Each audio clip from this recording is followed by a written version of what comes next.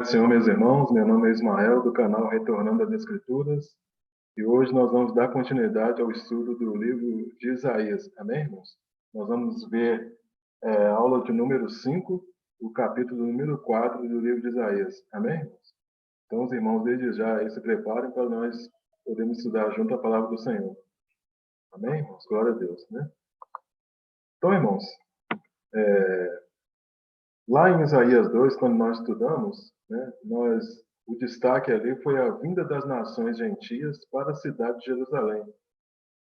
Por quê? Porque o trono do Messias estava ali. O templo de Ezequiel, ele vai estar ali, né, ele vai estar ali no milênio. Né? Isaías está mostrando a glória da cidade restaurada. Mas no capítulo 3, Isaías mostra por que a cidade tem que ser destruída. E agora em Isaías 4, né, Isaías vai falar agora do reino milenar. Agora o foco aqui ele deixa de ser a cidade e passa a ser o quê? O próprio Cristo, né? Que vai reinar no reino milenar. Então o Messias aqui ele é representado como um renovo da descendência de Davi, tornando-se com isso guia e refúgio para o seu povo. Então esse capítulo aqui ele apresenta o quê? As bênçãos para a nação restaurada, né? E mostra Jerusalém como a capital da terra. Né? O povo citado lá em Isaías 3, ele agora terá que ser restaurado. Né? E esta restauração ela vai ocorrer da seguinte forma: o renovo ele voltará cheio de glória, o remanescente, né? O povo remanescente ele terá que ser santificado e Cristo protegerá Jerusalém. Né? Então aqui o profeta então está mostrando o tempo em que o reino do Senhor será estabelecido na terra. Amém, irmãos? Então, iniciando Isaías 4, versículo 1, diz assim: 7 mulheres naquele dia lançarão mão de um homem, dizendo: Nós mesmas do nosso próprio pão nos sustentaremos, e do que é nosso nos vestiremos. Tão somente queremos ser chamadas pelo teu nome, tira o nosso opróbrio. Então, quando ele fala que naquele dia, né, tá se reportando ao dia do Senhor, né?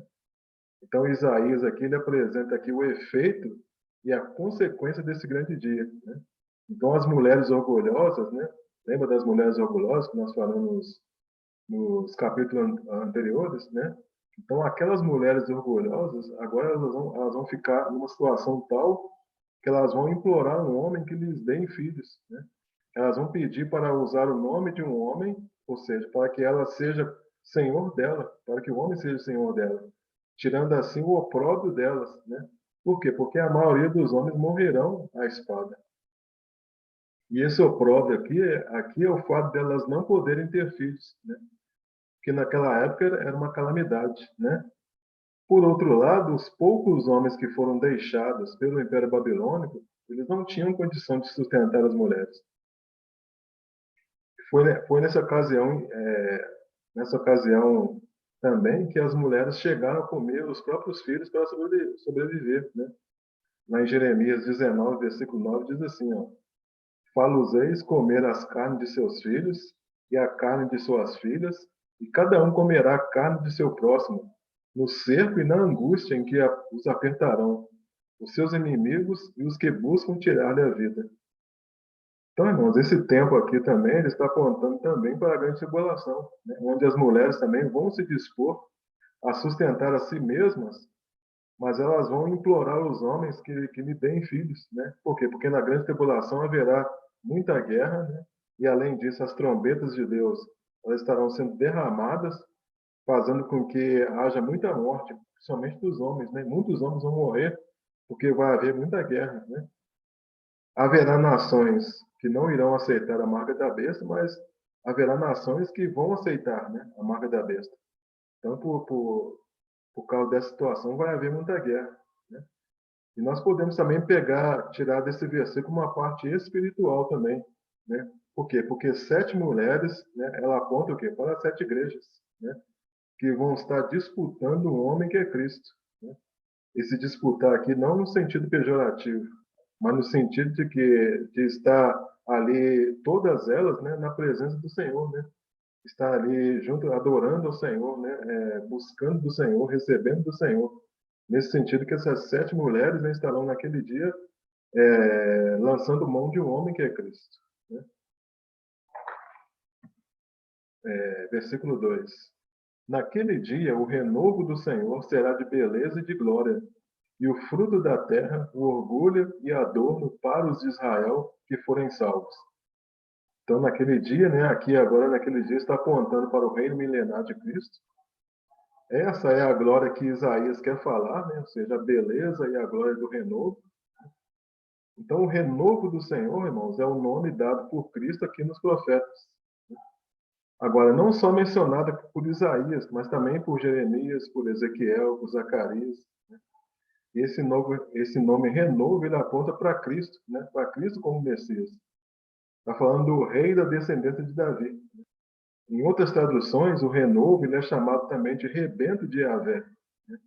E esse rebento ele brotará como um rebento da raiz de Davi. Ou seja, é o rebento a brotar do toco, né, da árvore caída da família de Davi.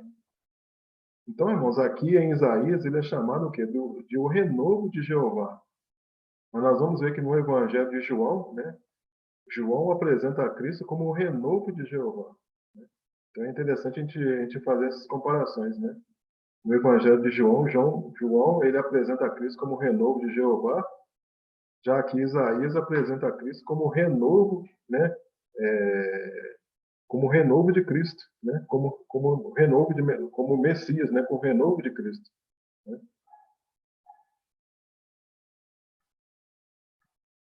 Então vamos agora para Jeremias 23.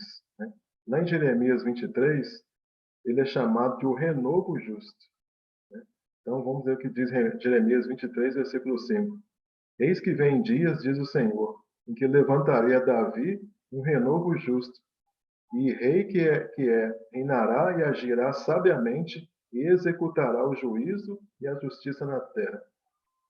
Então, irmão, só retornando mais um pouquinho, né? Lá em Isaías chama a Cristo, por fazendo uma correção, né? Isaías chama a Cristo como o renovo de Jeová, e João, lá no Evangelho de João, também chama a Cristo como o renovo de Jeová. Né? Estou fazendo uma correção aqui. Agora, aqui em Jeremias 23, como a gente acabou de ler agora, né? Aqui também é chamado de o renovo de Davi. Né? O Messias, é o Messias que vem da semente de Davi, segundo a carne.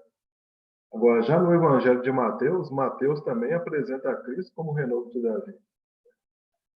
Quando a gente vai lá para Zacarias, capítulo 3, versículo 8, diz assim: Ouve, pois, Josué, sumo sacerdote, tu e os teus companheiros, que se assentam diante de ti, porque são homens de presságio, eis que eu farei vir o meu servo renovo.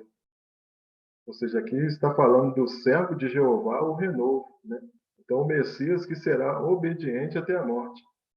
Quando a gente vai lá no Evangelho de Marcos, Marcos apresenta aqui, mostra a Cristo como servo de Jeová. Agora, Zacarias capítulo 6, versículos 12 e 13, diz assim: E diz-lhe, assim diz o Senhor dos Exércitos, eis que o homem cujo nome é renovo, ele brotará do seu lugar e edificará o templo do Senhor. Ele mesmo edificará o templo do Senhor e será revestido de glória. Assentar-se-á no seu trono e dominará, e será sacerdote do seu trono, e reinará perfeita união entre ambos os ofícios. Então, no Evangelho de Lucas, irmãos, Lucas mostra Cristo como um homem cujo nome é renovo. E aqui em Zacarias 6, mostra Cristo reinando como rei e sacerdote sobre a terra.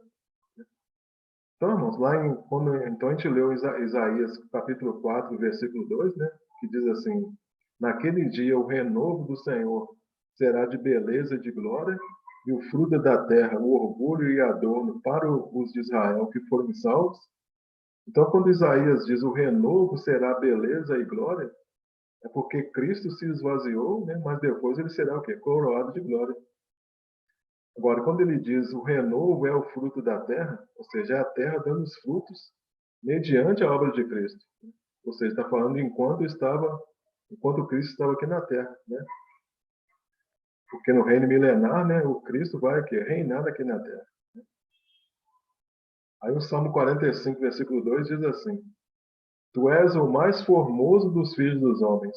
Nos teus lábios se extravasou a graça. Por isso Deus te abençoou para sempre. Então a gente vê aqui que ainda em Isaías 4:2 diz que o fruto da terra será o orgulho e adorno, né? Em outra versão a gente diz excelente e formoso. Aqui fala, né, os que forem salvos, né? Orgulho e adorno para os de Israel que forem salvos. Ou seja, os que forem salvos são os que escaparam de Israel, né? Está falando do resto de Israel que será salvo. Está falando de um Israel que não vai colocar a marca da besta e que vai ser aprovado no tribunal de Cristo. Ou seja, não tem nada a ver com os glorificados que já estão com o Senhor. Então, no reino milenar, irmãos, a maldição que até então vigora sobre a terra, ela será retirada e a terra vai frutificar em abundância. Isaías 4:3 diz assim: Será que os restantes de Sião e os que ficarem em Jerusalém serão chamados santos, todos os que estão inscritos em Jerusalém para a vida? Então, Deus preservará para si um remanescente fiel. Esse remanescente será chamado de santo. Os restantes de Sião, quem que são esses? Né? São os que Deus protege mediante a sua presença, ou seja, são os que retornaram do cativeiro babilônico. Os que ficaram em Jerusalém são os que não foram levados para a Babilônia e que permaneceram vivos, né? Então, todos os que estão inscritos em Jerusalém, Deus vai registrar o nome dessas pessoas para serem participantes da promessa. E Deus, então, ele tem um nome escrito no livro da vida daqueles que forem fiéis até o fim, né? Nós sabemos disso. Ou seja, Deus tem um livro anotado daquelas pessoas que vão sobreviver à grande tribulação. Então, nós sabemos que as pessoas fiéis a Cristo, elas serão separadas do mundo pecaminoso, né? Elas serão purificadas de todo pecado mediante o sangue de Cristo. Elas serão regeneradas pelo Espírito Santo e sobre elas vão pairar a glória de Deus. Mas os que restaram vivos, né? Os que restaram vivos são os que sobreviveram da grande tribulação, né? Que é a palavra que Isaías fala aqui, que foram chamados de santos. Então, eles ajudarão na reconstrução do templo, né? No levantamento das muralhas, na reconstituição do culto a Deus, na volta do estudo da palavra. Tudo isso agora está sendo o quê? Reiniciado no reino milenar. Então, da mesma sorte, no reino milenar, Cristo ele vai ser adorado, né?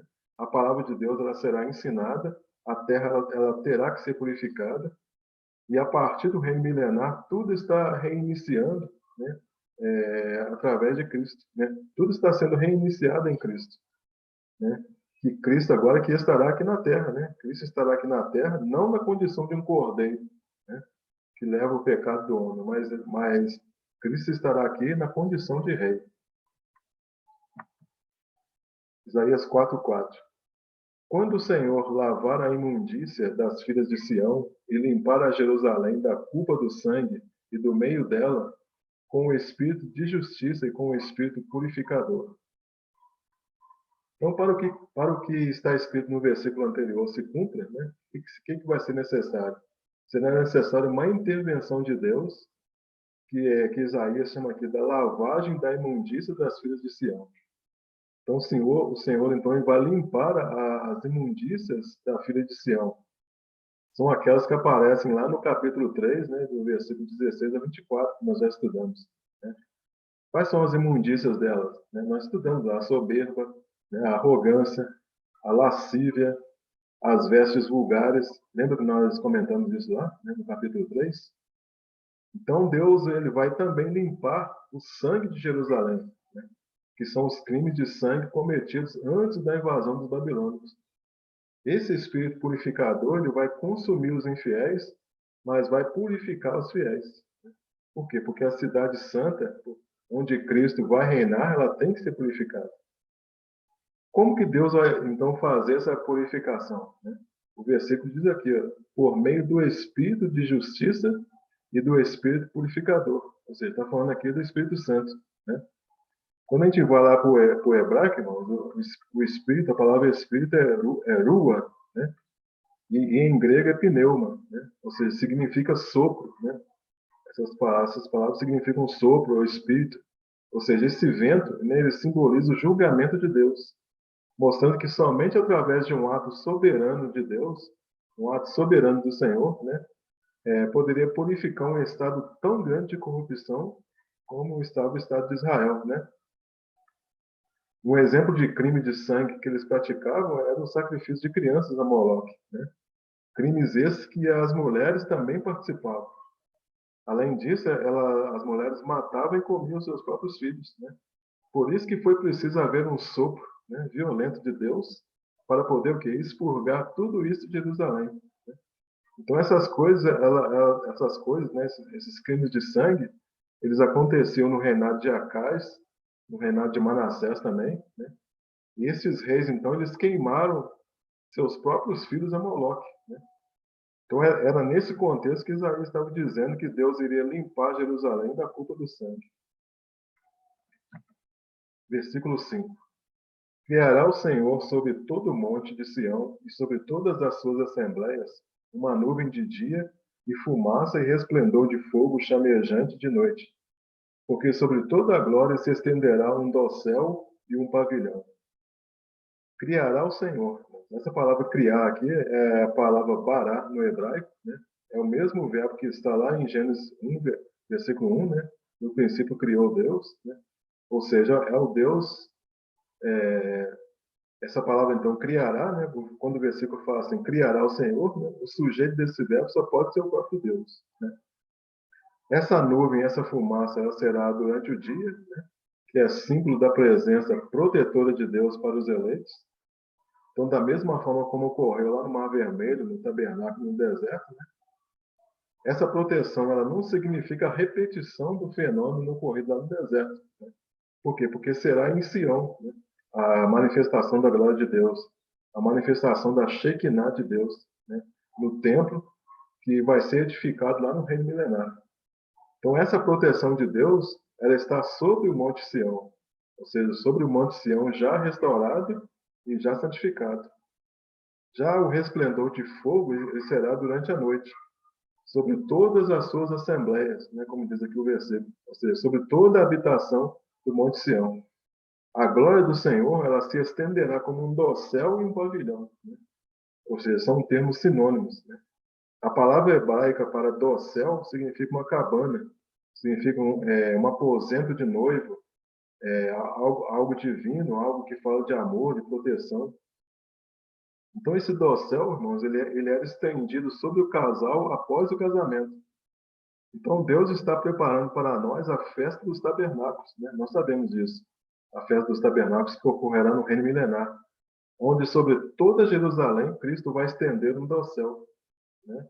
Um manto de glória que de dia é como uma nuvem e à noite é como um fogo flamejante. E debaixo desse lugar nós estaremos o quê? Com Cristo. Ou seja, é o êxodo de novo, não para entrar na terra prometida, né? Ou seja, é o êxodo com o próprio Cristo assentado no trono.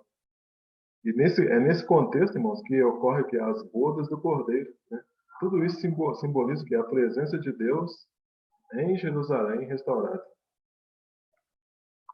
E versículo 6 diz assim: os quais serão para a sombra contra o calor do dia e para refúgio e esconderijo contra a tempestade e a chuva.